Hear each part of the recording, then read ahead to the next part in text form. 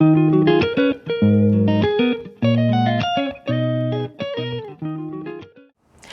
guys, you are welcome to Nestelu. Today we're going to have a very short video, teeny tiny book like this, but honestly this book is giving small but mighty. Hi, I am Nez.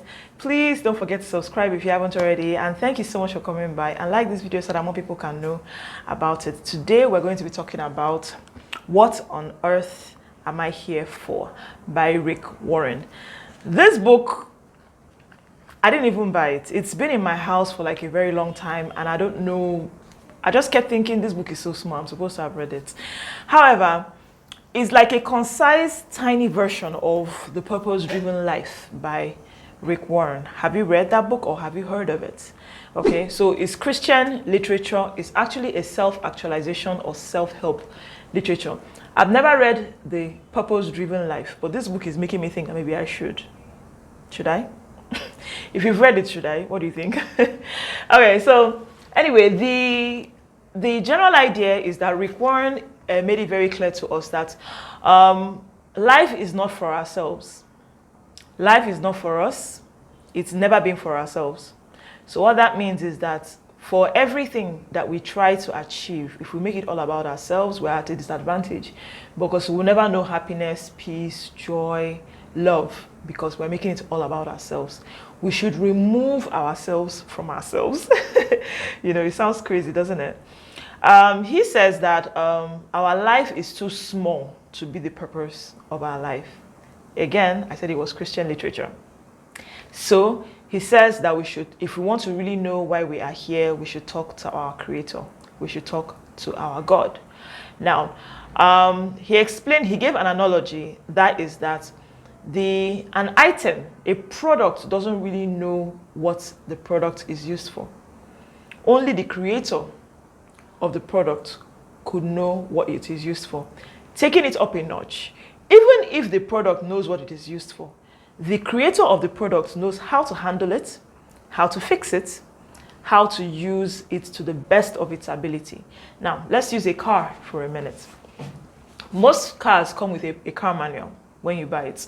So reading that manual might be something that a lot of us might feel like, okay, since I know how to, start the car, move the gear, or just, move the whatever, and it will move, we will not read the manual because it's car. Why not? However, reading the manual might make you understand the best way to save fuel, the best way to make the car last longer, to know what everything means on the dashboard. There are check lights that show up every other time. You don't even know what it is. So what we want to do is that we want to consult the manual or the maker of the car. So if you try to look at it that way, it is easy for us to understand the theory of the fact that the person who created an item, in this case God creating us, knows why we were made. You get? And it's easy for us to get carried away by the world standard when it comes to the way that we are. But is it possible for us to look at ourselves and wonder, why are we the way we are? Ask yourself, why is my color the color that it is? Why was I born in this country? Why was I born in this particular place? Why was I born to this family? Why am I this tall? These are physical attributes. Why do I get short-tempered? Okay, some people say your temper and your temperament, sometimes it has something to do with where you come from. Why did I come from there then? Why is this temperament suitable in this place that I'm from? There is someone who knows, the one who created you and placed you in that place, knows why you are where you are and did something about it, which is putting you in that place. So what are you going to do about it? He goes on to explain that one of the things I liked the most about the book, though, was the fact that he did this thing where at the end of every tiny chapter, he would ask a few questions. And the three that I remembered and I noted very well was, one, asking your friends and family what they believe drives you in life and what they find most intriguing about you. That simple question is enough for you to gain enough insight about who you are, okay?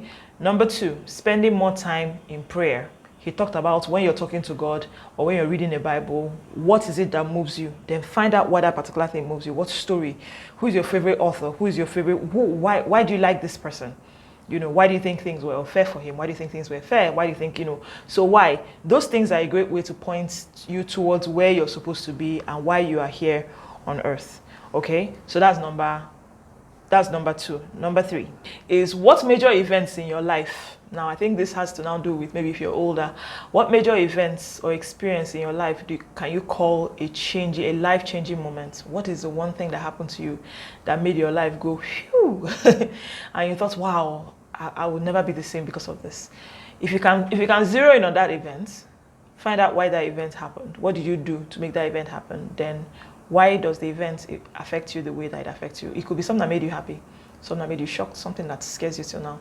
Find out why that particular thing happens. It's a great way to point towards why you are where we are. Like I said, short video because it's a tiny book. But like I said, the book is trying to drive me to read the main one. But this book is actually worth it. If you can get it, it's nice. I hear it's amongst a lot of Christian literature. So that will work. So he says, I think what I left the book with, what he said, that we should learn to look at life as a test. There's something about that for anyone. It makes you feel like everything you're doing is towards something. So it's like, what is it?